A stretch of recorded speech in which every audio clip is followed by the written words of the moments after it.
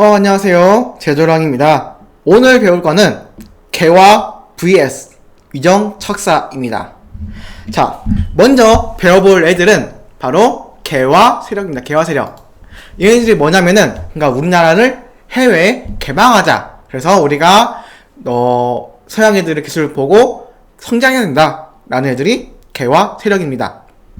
그래서 얘네들이 어떤 책을 보고 성장하냐? 바로 청나라에서 가져왔던 해국도지와 영환지략이라는 책을 보고 활약을 합니다. 근데 이 책이 뭔 책인데?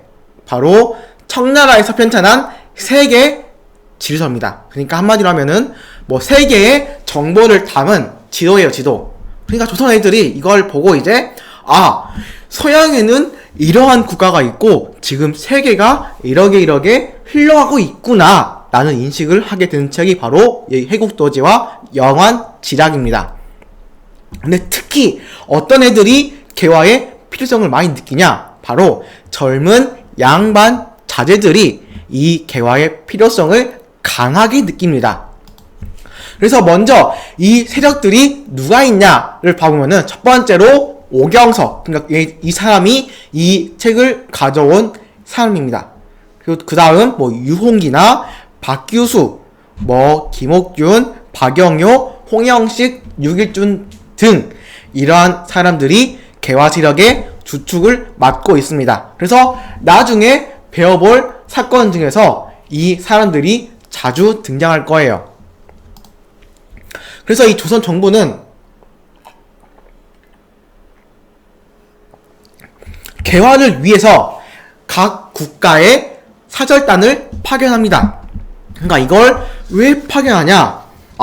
우리가 지금 기술이 많이 부족하기 때문에 뭔가를 배워야 된다. 그러니까 우리가 다른 나라에 가서 사신을 파견해서 뭔가를 배워와라 라는 식으로 해서 사절단을 파견합니다. 그러니까 예를 들어서 우리 학교도 부사관과와 제과제빵과의 기술이나 교육을 배우기 위해서 상계고나 조리과학고에 파견해서 뭔가를 배워와라 라고 하는 게 지금 나와 있는 사절단입니다. 사절단. 그래서 먼저 첫 번째 갔던 사절단이 누구냐면은 바로 1차 수신사입니다. 누가 갔냐? 바로 김기수라는 인물이 갔는데 이 사람이 1876년에 일본으로 갑니다. 그래서 가서 무엇을 보냐? 당시 일본이 했던 메이지 유신으로 인해서 변화된 모습을 살펴보고 와요. 그러니까 가니까 증기기관을 통해서 마차가 굴러다니고 또 각종 공장이 발전한 거 보면서 많은 걸 느끼고 옵니다. 그래서 갔다 와서 일동 기후라든지 각종 책을 써가지고 자신의 봤던 내용들을 책으로 써냅니다. 그리고 두 번째로 누가 가느냐? 바로 2차 수신사로 김홍집이 갑니다. 이때 1880년에 마찬가지로 일본으로 가는데요. 이때 갔던 이유는 그 전에 맺었던 일본과의 조약들이 너무 불평등하기 때문에 이걸 어떻게 다시 조약을 개정하기 위해서 가게 됩니다. 그리고 간 김에 조선 책략이라는 책도 가지고 오는 거죠. 우리 조선 책략이 무슨 내용이었죠? 그러죠. 우리 유민이가 말한 대로 조선 책략은 친중국, 연미방, 결일본이라는 내용이 담긴 책이었습니다. 그래서 이제 이런 식으로 사신단을 보내고 나서 정부는 이제 개화정책을 적극 밀기로 했습니다. 그래서 청나라의 양무운동과 일본의 메이지 유신을 본받아가지고 개화를 해보자! 라고 하는 게 조선 정부였습니다. 그래서 총 크게 보면은 세 가지를 토대로 해서 개화정책을 시작합니다. 첫 번째로는 통리 기무 아문이라는 개화정책을 총괄하는 최고 기관을 설치합니다. 그리고 그 아래에 12사라는 걸 두어서 각종 업무들을 추진하는 거죠. 그러니까 통리 기무 아문과 12사가 별개가 아니라 12사가 이 아문에 속해 있는 거죠. 그러니까 예를 들어서 우리 학교 안에 학생부도 있고 교무부도 있고 특성화부도 있고 연구부도 있죠. 그러니까 학교랑 이런 부서가 별개가 아니라 이 부서가 학교 안에 있듯이 이 통리기무 아문과 12사가 별개가 아니라 12사가 이 아문 안에 들어있는 거죠. 그래서 이 12사에서 각각 뭐 외교, 군사, 통상 등의 국가 업무를 처리하는 겁니다. 그리고 두 번째, 기존에 조선의 군사력이었던 훈련도감, 어영청, 총융청, 금위영, 수허청 등의 5군영을 2영으로 축소합니다. 대신에 새로운 군대였던 별기군을 설치해가지고 사관 후보생을 양성하기 위해서 노력합니다. 근데 이때 교관이 일본 교관이어서 외별기라고도 불렸습니다. 그리고 나서 조선은 또 새로운 국가의 사절단을 파견합니다. 바로 영선차라고 불리는 사절단인데 이거는 1881년에 김윤식이라는 사람을 대표로 해서 청나라로 갑니다. 왜 가냐면은 청나라에 학생들을 보내가지고 군사기술을 배우기 위함이었죠.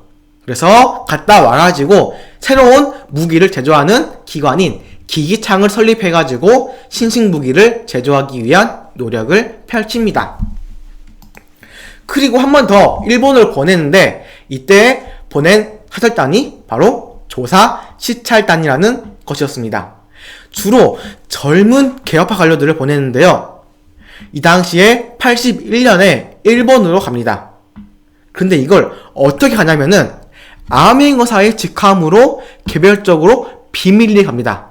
왜냐? 그 당시에 개화에 대한 반대 여론이 올라가기 때문에 이러한 분위기를 감안해가지고 몰래 보내요. 그래서 얘들을 보낸 다음에 구체적인 개화의 정보를 얻어와서 나중에 돌아왔을 때 12사, 그러니까 아까 통리기무하문 아래에 있던 12사에 배치함으로써 각각 조사 분야에 따라서 업무를 맡게 합니다. 그리고 마지막으로 우리가 미국과 맺은 조약이 뭐였죠?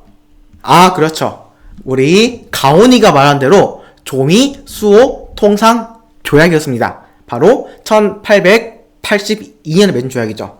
이때 이 조약을 맺은 걸 위해서 답방을 하기 위해서 보빙사라는 걸 파견해서 당시 6일준이라는 사람과 함께 다른 사람들이 83년에 미국으로 갑니다.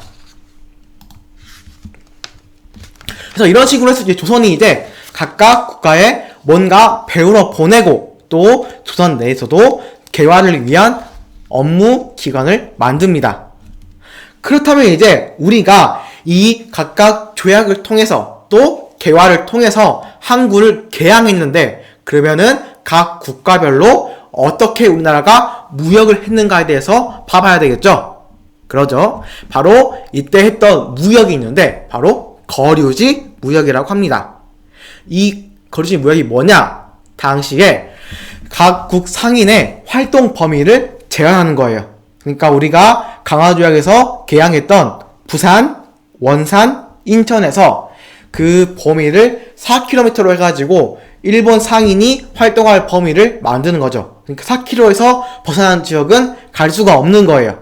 그래서 이러한 범위 내에서 무역을 하는 게 바로 거류지 무역입니다. 그러면 이 일본 상인과 조선 내륙에 있는 상인 간에 중개가 필요해요. 중개. 그러니까 서로의 물건이 있는데 서로 만나지 못하니까. 그래서 이 서로 만나지 못하니까 중간에서 이걸 옮겨주고 팔아주고 또 옮겨주고 팔아주고 하는 애들이 바로 개항장 객주입니다. 이 객주가 중간에서 이 거래를 끼어듦으로써 돈도 축적하고 또 이 개항장을 중심으로 한 유통업이 형성되는 겁니다.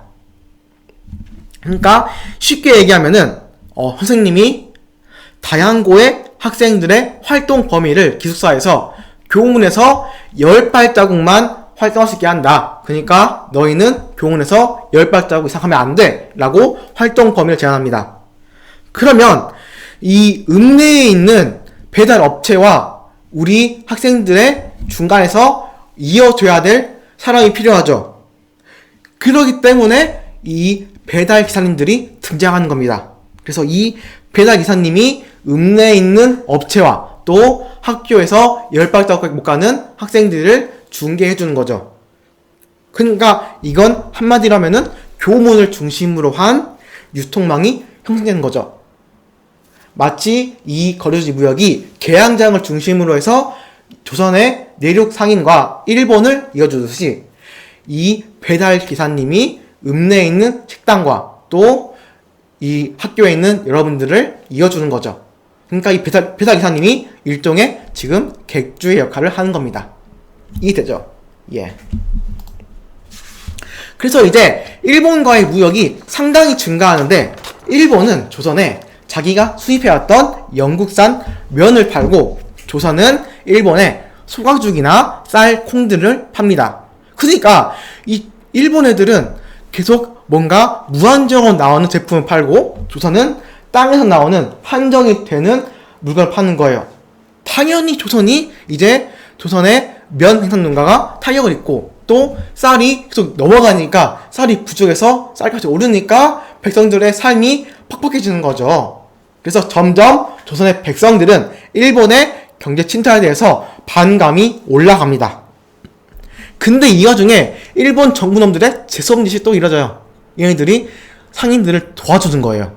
첫 번째로 자기 나라 군대를 동원해가지고 상인들에게 불리한 조치를 제거시킵니다.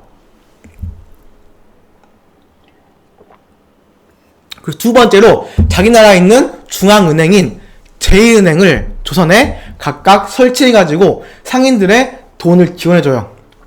그리고 세 번째, 이 상인놈들이 이 강화조약에서 맺었던 영사재판권에 기대가지고 각종 공갈, 협박, 사기 등등을 저지릅니다. 아이고, 이건 보기만 해도 지금이나 옛날이나 재수가 없는 건 마찬가지입니다.